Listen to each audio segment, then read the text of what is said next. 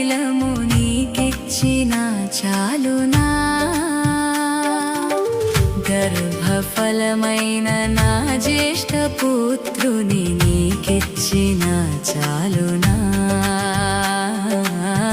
గర్భఫలమైన నా జ్యేష్ఠ పుత్రుని నీకిచ్చిన చాలునా